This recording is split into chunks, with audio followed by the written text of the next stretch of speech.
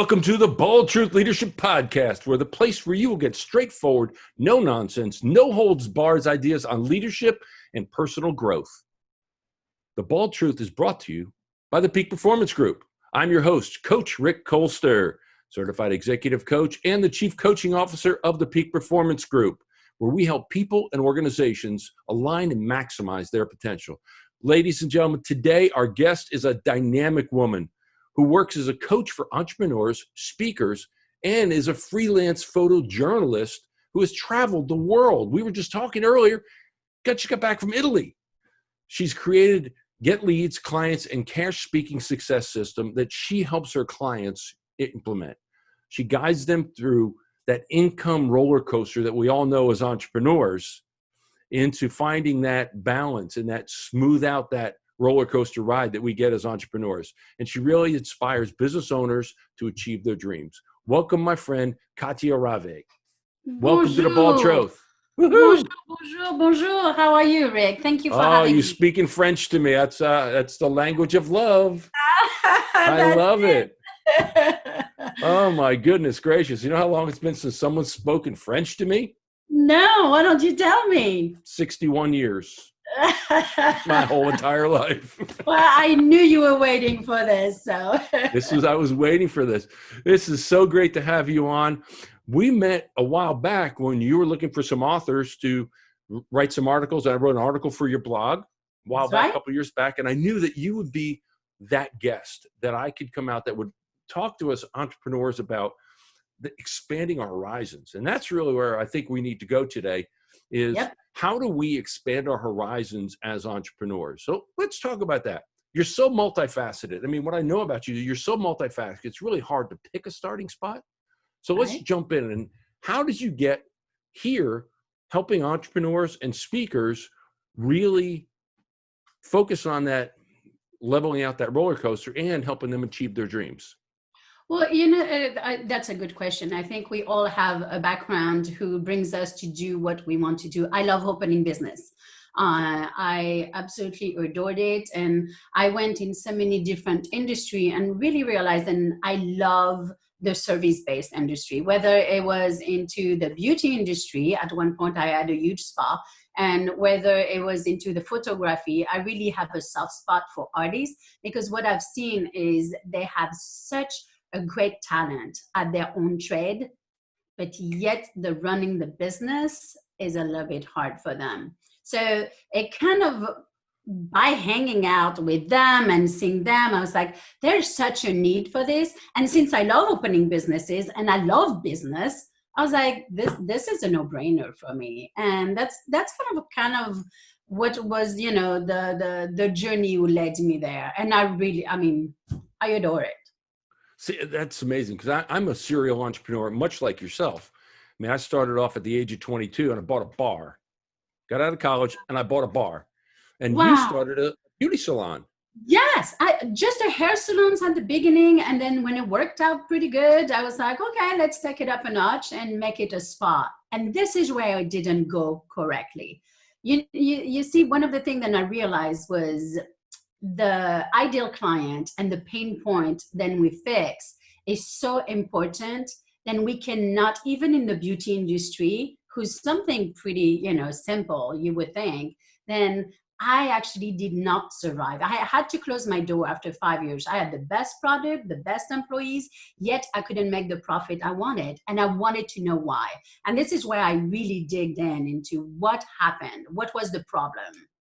I think that's part of it as an entrepreneur is being able to fail. Number one, you got to fail because I got my butt kicked a couple of times. And that's right. I think I got more failures than wins, to be honest with you. And I've started businesses left and right. Remember, we just started a new company 2 days ago.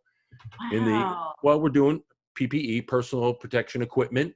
So we're doing now hand sanitizer, PPE stuff. So we're now got access to that. So we've got opportunities out there, but most of it has been failure. I've been getting my butt kicked, for years. I think that's where we learn, though. Yes. We have to fail in order to succeed.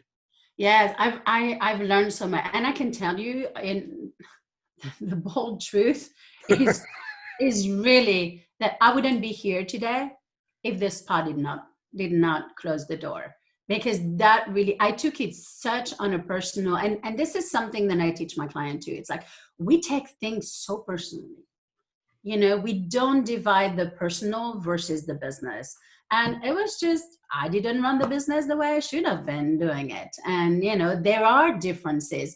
And this is kind of what made me really go into the business coaching. I was like, there's too many people like me who are smart, and we love opening businesses. And that's what we do. And there is a way with coaching. I feel like each of my clients has a different business, and I take them to the journey of being successful.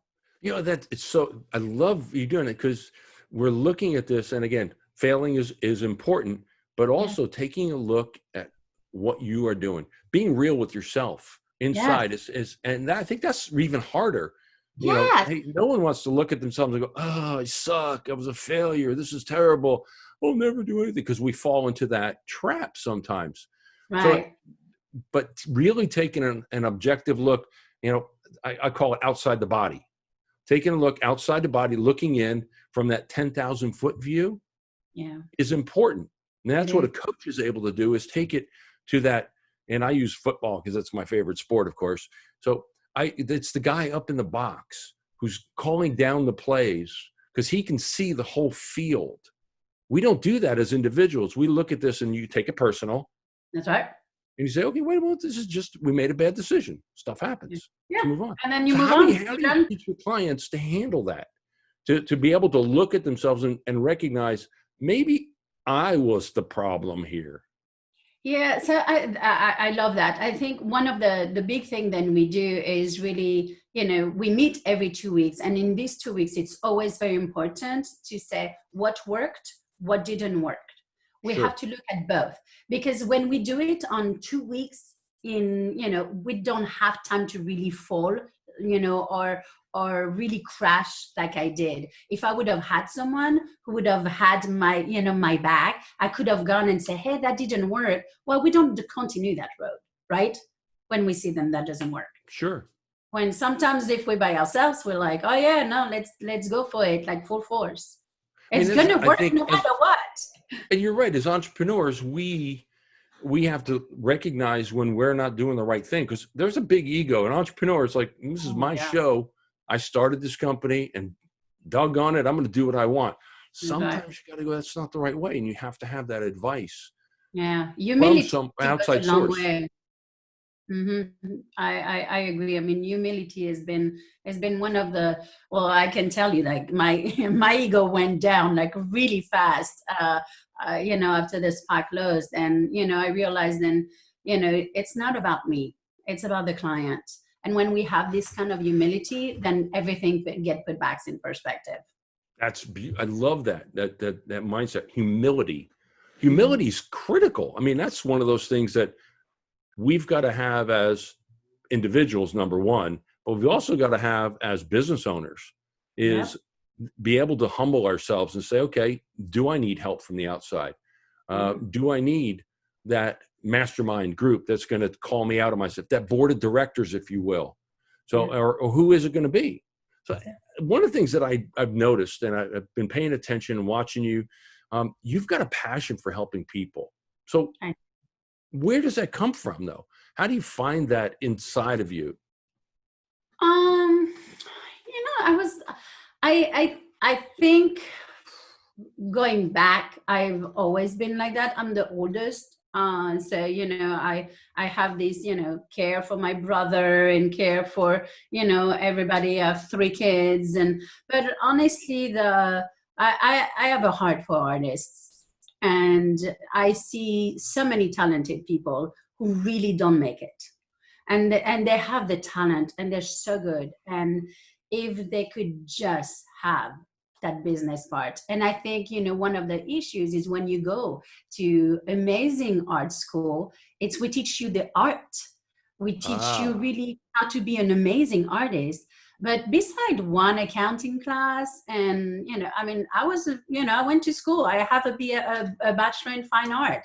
And really, we had one accounting class. And if I didn't have the background of business like I did, there's no way I could make it. And I think that's a huge flaw in the system. You know, you're absolutely right. Yeah, I mean, when I think back, and I haven't thought back this long in a long time, when I started this bar, I bought this Bill bar in my hometown in New Jersey. And I didn't know what I was doing. I was fresh out of college. Heck, I knew how to be a bartender, and I didn't know a lot about business, but I was thrown into it. Of course, I just finished. I have a business degree, so I just finished school, but I didn't know the practical application of the accounting class that I failed 3 times because I hated it. It was like numbers. I hate numbers. But now what do I do with it? Now it's important. I got it. I passed the class, but I didn't know what it looked like. Right. I think the other piece was when I failed, and the bar didn't fail itself, but I failed the bar. Right. I had a partnership that didn't work out, and I thought absolutely positively it was their fault. They were the jerks. They were the ones. So I just got bought out.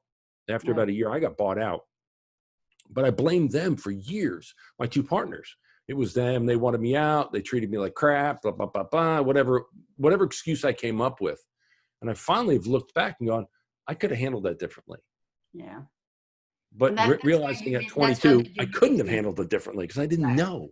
Yeah, but that's it. If we don't have the knowledge, how do we expect all of these kids who spend so much money on art school? How do we expect them to really run a business when they get out if they really don't have that knowledge? And then, it's like, oh, well, they want to go to business school. And I'm like, business school is so expensive. They take on so many loans. And I think this is where it comes from. And honestly, Rick, it's not complicated. It is easy, but it's hard work. Oh, it's a lot. You have to put your head down and get to work. That's right. And people are selling, entrepreneurship as, oh my gosh, you're going to have all the freedom in the world and you're going to make so much money. Yeah, sure. And you're never going to miss one of your kids' game. This is how it's sold out there. And those lies are really giving a bad name, because people jump into entrepreneurship not really ready to know then, yes, it's easy, but it's hard work. It is sweat, it's blood. There's days you don't actually want to go. You don't want to be in your office, And so nobody really prepares you for that. And this is why, there's this urge in me of wanting to help people. See, and we're sitting right in the middle of this COVID crisis. Right. And, now's the time a lot of people are taking a look, reevaluating themselves, their lives, their businesses. They've been off work, and most of us have been off work for about 2 months, month and a half, 2 months. Are we really essential to our companies? I mean, how many have been laid off? We've got millions, 30-something million people. Last I heard, 33, 34 million people that are now on the unemployment rolls. That's just the ones that applied for unemployment. Yes. As entrepreneurs, I don't think you or I applied for unemployment because they tried to help us. It wasn't going to help. And I, you know what, maybe my pride gets in the way. Pride goes before the fall, but my pride goes, I'm not going to take a bailout. I don't need it. I'm going to find something new. So again, we started a new company. We found a source. We found a need. We found a pain spot in the marketplace.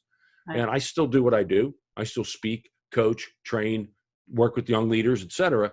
But now we've also found an opportunity within our sphere of influence to provide personal protection equipment. It's personal. Right. It's perfect. Right.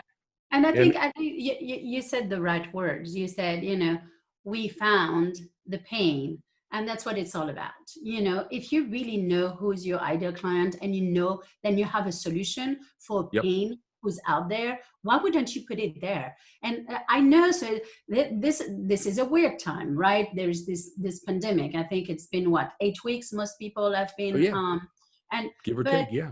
How are you stepping up, right? You either step up during this time and you are becoming even more visible than before, or you are staying sheltered and you're doing the opposite, because I don't believe that we stay at the same place. I believe either we go up or we go down. We don't really stay stagnant. Yeah, it's absolutely. And there's a quote I always use all the time. You cannot step in the same river twice. Everything's changing all the time. And either you're changing and moving forward, or you're changing and going backwards. That's you got to keep moving. And you're absolutely right. Keeping moving for us is important. And I think the entrepreneurial spirit, the true entrepreneurs in the world, that's where when they really rise to the top. And that's when the strength comes out from these entrepreneurs, people that want entrepreneurs. And we're going to find, I'm sure we are going to find new entrepreneurs come out of this crisis, this pandemic that we're in. We're going to find new opportunities, and people are going to go, I didn't know I could do this. I think we're going to find out a lot about ourselves as people. Yeah. About who And we grow really are. and grow. I like that. Not only that, but grow the business into maybe a direction that I have a show. I've been having a daily show now since today. I hit my 60th episode. I started. Congratulations. Awesome. Now, what's the show, and where can we see it? It's business answers with expert. It is live on every day on Facebook, and it's at 10 a.m. and 1 p.m. So we have 2 a day, and it's been absolutely amazing. Would have I used the Facebook as a stage? So as a speaker, of course, I go and I speak everywhere, and I was just like, where can I speak? Beside that summit, and of course there is a couple of places where I was already booked that we went virtual versus being one-to-one, but I was like, how can I make my own platform? And basically I'm using my own stage. I'm using Facebook Live as a stage, so it's been really, really cool to see. For our listeners that are out there, folks that are listening and watching, there are opportunities out there, but you've got to put yourself out there, it sounds like. That's right. Okay. So you really putting yourself out there, using the tools that are available to us, whether it's Facebook, whatever it might be, and that's obviously a huge social media platform that everyone in the world probably knows about by now. That's right. And you do get opportunities. I've been on 3 TV shows since then. People have been seeing me on their feed. They don't know me, but they contact me. Them seeing me through different people. And TV show, I never even thought of a TV show before, but they were like, hey, we want to have you on TV. And I was like, all right, I'm game. All of these opportunities are coming because we're stepping up and we really opening in a way a new world. And how do we pivot without really pivoting so much? How do we love that. change 30%, 30 degrees of our business? I can't go anywhere right now. Well, I was like, I'm going to bring value to my listeners. And that's it. Pivoting is where we're at this point for any business. We were in Texas now. I'm over here in Texas, and today is the first day we're able to open up restaurants. We've opened everything up just a little bit. I think we're ahead of the curve a little bit. Okay. So as we record this, and we're recording on we're May 1st. It's 1st of May, and we're out here. We're now opening up. I've heard a lot of restaurants are going, it's not worth to open up. We have to open up 25% of restaurants. A lot of places can't open up. So it's not even worth it. They're going to stay, but they've pivoted. And the point is they're pivoting their business to now doing takeouts, to now really, and they're enjoying this because staff isn't low. Profits are okay. Yeah. They're not doing the volumes that you normally do with a full dining room, but they're still putting it out there. And I've heard from 3 different restaurants that I know in town that were great places to go and sit down and eat. They're not going to open up till the end of May. Yeah.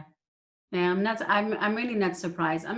I think we're seeing some things for businesses than we really never thought of, like for me, the lives, they will continue even when we are back to be open because why not? Well, and I think they will. And nailed it. So I have a question. I'm watching your background here, and for the listeners, Katia's got this amazing, beautiful background. It looks like the Colosseum. I'm thinking it's Italy. At least a couple of them. Yep. You have the Colosseum, then you have the Arc de Triomphe in Paris. This is the street in Paris. This is the Eiffel Tower in Paris. Okay. And this is in Italy, and then this is in France. So she's got all these beautiful pictures. For our listeners, if you're watching on our YouTube channel, you'll be able to see this. You're a prolific traveler, and some of folks may not know it, but you spent a lot of time traveling as a photojournalist. So what are share with us some of the cool, exciting stuff that you've done while traveling as a photojournalist? What are some of the cool experiences that you just go, wow, I can't believe I got to do that?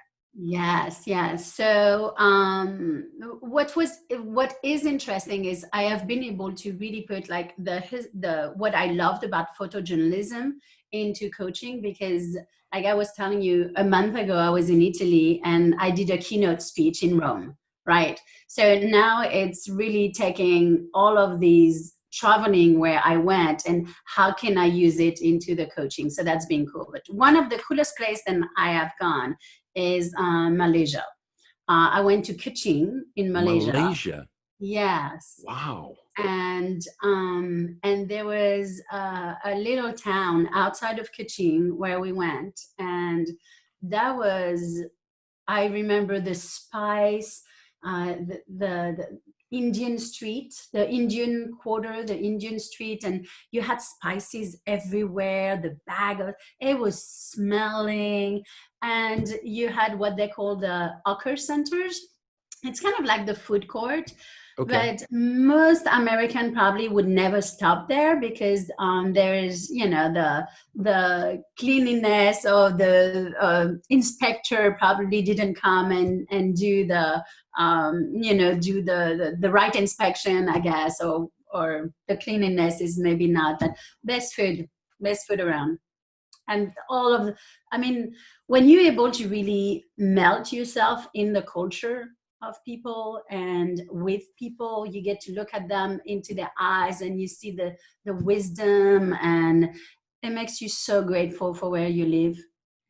See, I'm a bit of a foodie, and you know it if you see me stand up, because I don't miss too many meals, and I find that so interesting. The food courts and in countries that, you know, not the United States, but the different textures and the Oh, food and the flavors and the smells mm. that just are mouth-watering. Yeah, yeah. I mean, heck, I walk down the street. I walk every morning. Every morning I get out and I do 4.5 miles a day just to get out and walk. And we go past a barbecue joint or a Ah, barbecue restaurant. I'm like, oh, there's oh, the smokers going, and it's like, oh, this is good stuff right here. But you can smell it, and it's just, oh, that's mouth-watering, yeah. delicious. So was it like that? Was it something along those lines where you Yeah, just go and like, very oh, much so. Actually, what you just said took me when I went to Singapore. There is right outside of the Marina Bay Sand, which is it looks like three building, and it looks like a boat on top of the three building where you have an okay, infinite pool all the way on the top. It's really cool. You should look it up. Like the pictures are really interesting. But they had right under. They had people in the street cooking satays, and that's the smell was just, I mean, the smoke was everywhere and the grills, and that was also a memory then, you know, I don't think I'll ever forget. And yeah, then I'd when I love went that. to Panama, I went to Panama, the country of Panama, and in some of these little villages like the ceviche, like the fish, they take the fish comes out, they cut it, gut it, you know, right in front of you, and then boom, you know, it's you It's get it served fresh. into, yeah, you get it served just right there. You saw the fish, you know, coming out of the That ocean. is great. I love that. It's Yeah. funny, but you know, you don't really talk about French food, and the French are known for amazing cuisine. So I cook a lot. So I cook Okay, French at home. So I mean I really cook a lot and extensively. Like, you know, on Sunday morning I love to make eggs Benedict. You know, and I make my own, you know, my own sauce. I make boeuf bourguignon. I make, like, I think I don't talk about it because I leave it and I can cook it at home so much. So I don't well, really go like to French if restaurants. I leave now, I may be able to make it to North Carolina by Sunday for breakfast, because that That's right. sounds absolutely amazing. I have developed this really, so I have decided about a month ago that my eggs Benedict were going to be like the best egg Benedict than, you know, than we ever had. And so I've been perfecting the recipe, and I do love to cook. It's very Oh my relaxing for goodness. me. And you Damn. All guys, right. if Now you want I'm to getting follow hungry. me, I'm gonna have to go get me a sandwich in a minute. You keep if you this want up. to follow me on Facebook, you should look me up and, become my friend, and you will see all these pictures of food. And I went strawberry picking, because I knew then there was not going to be many people there. And I made a strawberry tart, that afternoon, from scratch. So. Excellent. We've got strawberries in the back in the garden cooking. They're growing. They're not very big yet, but they're getting there. See, my brother loves to cook, and he just on Facebook, he's always putting pictures of food up, and it could be anything from, he loves to bake. Think of this, a man, 60-plus-year-old man loves to bake, and he can make some amazing meals. I've eaten some of his food, and it's tremendous. But he always puts it up, and it's like, damn, son, I'm trying to keep my weight down. Can't do that. My nephew, he's 22, 23. Yeah, so they can eat Oh my God. Eats them out of house and home. Like 3 chicken breasts are gone. Boom. It's gone. Brian didn't, and he's, 6'5" and in shape and all that stuff. So part of what, you had something that interests me, caught my attention when we talked about your salon. And that was probably a pretty big setback for you. So I know you've gotten knocked down in life. Yes. Figuratively and literally, probably. Yes. Well, mindset. How did you come out of that? What was the mindset that you decided you had to have to be able to come out of that? Well, and how did you do it? So, it's an interesting question, I mean, there's mindset, and there is, how you just have to want it. And how hard do you want it? And what is your why?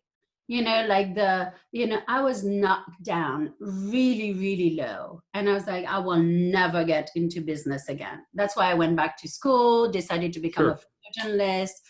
But then, I wanted to teach these artists. And I was like, how can I teach them? How can I look at them in the eyes if I actually don't know what didn't work with this spa? I knew what could work for them, but I wasn't sure anymore because I had this failure under my belt, right? And this is where it's like, well, how bad do you want it, Katia? How bad do you really want to help these people? How bad do you want to maybe fall again? Because that could happen. And it was just like, you know what? If I'm going to help 50 people on the way and fall, well, then it's 50 people that I would have helped. So I knew that it was hard work, and I knew then that was going to be one of the component was like, why do I really want it? So and at the end, if you were to say to someone, maybe a client, anyone, a business owner who got knocked down, fell down, got beat up, and they're sitting there, how do they get that mindset? It's easy to say you want it. You got to want it. That's easy to say. How do you do it? What tactic or idea could you give someone to help them understand that they've got to want it? Right. So I'm right. I'm going to take this analogy. I'm writing a book right now, right? The book is coming out. It's almost done. It will be out in October. And it's really one day at a time. You just look at that one day. I think sometimes when we want to look at the big picture so much, it can be so overwhelming. And really, one day at a time, and 1 hour at a time, and 1 minute at a time. And I can tell you that's how I did it.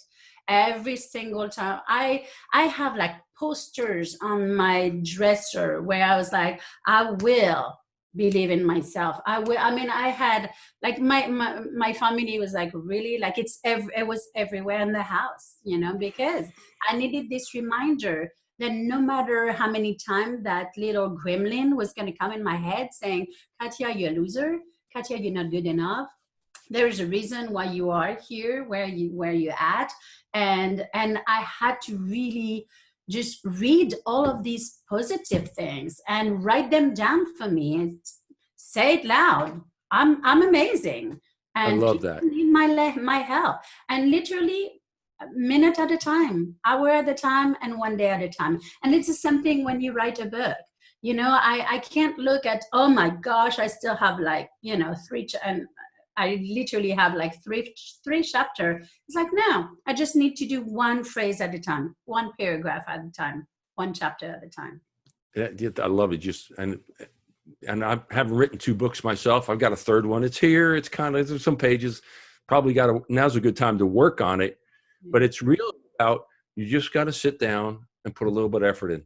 One step at a time. I love that. One step at a time, 1 minute, 1 hour, just continue. And it just builds on and builds on and builds on. And that's absolutely it. So, hey, I want to make sure we're conscious, because I know you're busy and you got a lot of things going on. Is there anything, you got going on? You said you have a book coming out. You talked about a book that's coming out. When is that coming out? Anything else you want to promote? You want to give a shout out to? No, I mean, the book is coming out in October, and it's called Success is a Dance.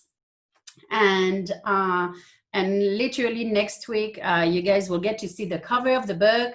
We are finalizing everything. So, and my name is Katia Ravé. One of the things that I would love is, if you guys want to use speaking or don't know how, a lot of time there's so much fear around it. I would love, to have a conversation. So find me on LinkedIn, find me on Facebook, Katia Ravé, very simple. And let me know then this is where you heard me, and, let's hop on the call, and I can, talk to you about how easy sometimes it can be, being on stage when we are all about delivering to the audience.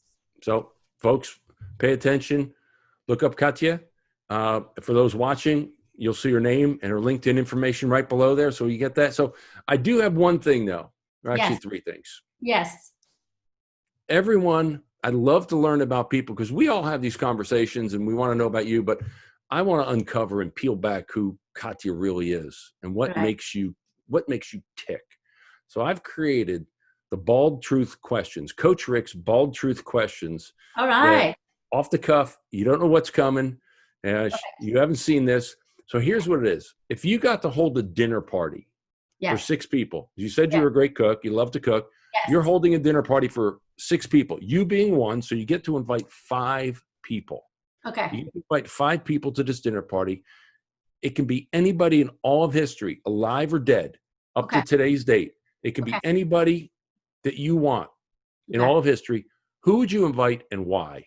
Tony Dungy, number 1. God is everything. Why he coached the way he coached. I am a huge fan of his book, his teaching, his quotes. He is a hero on how he teaches men to be men and respectful to women, and amazing. Peyton Manning. Why? Because this is how I found out about Tony Dungy. I was a big fan.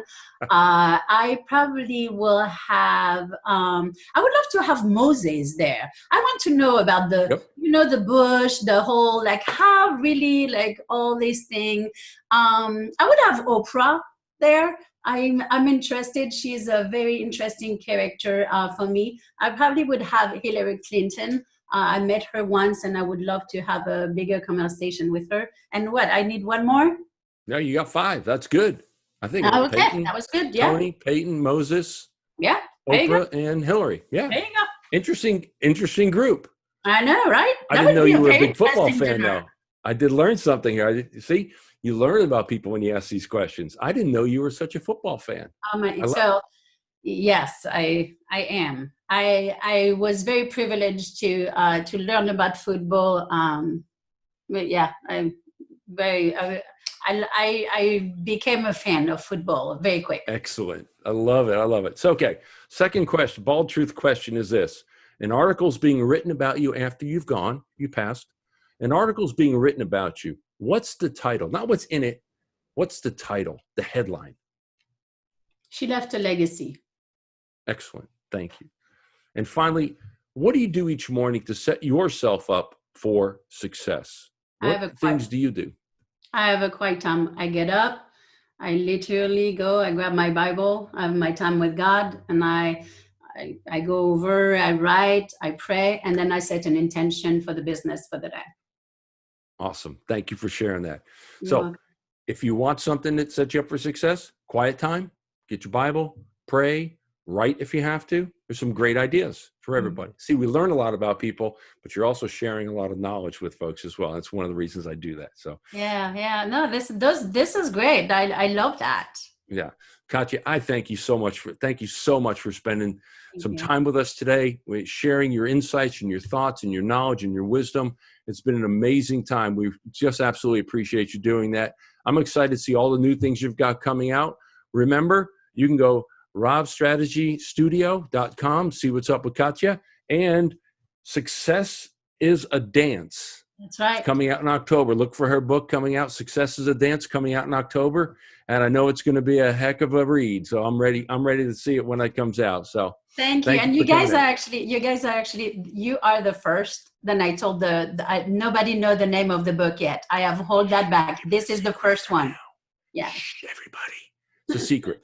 All right. Thank you. You've been listening to The Bald Truth with Coach Rick of the Peak Performance Group, the company that helps people and organizations reach their potential. If you're looking for a way to grow your organization, whether it's through strategic direction or planning or sales development, the Peak Performance Group, we can help you. You can reach us at 817-748-7425 or www.mypotentialplus.com. Call us. We'll line you up with one of our coaches. We appreciate you being here, and that's The Bald Truth.